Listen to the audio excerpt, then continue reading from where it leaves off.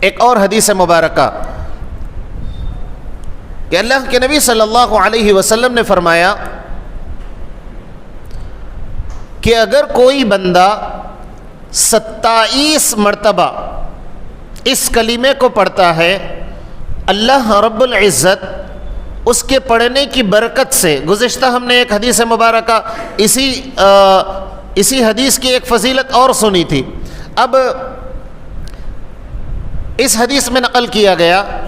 اللہم اغفر للمؤمنین والمؤمنات والمسلمین والمسلمات، خطبے میں الفاظ آتے ہیں، دعاؤں میں آتے ہیں، اکثر لوگوں کو یاد رہتا ہے اللہم اغفر للمؤمنین والمؤمنات والمسلمین والمسلمات، الفاظ مشکل نہیں ہے، آسان سہل ہیں۔ 27 مرتبہ اگر کوئی پڑھتا ہے، اللہ تعالی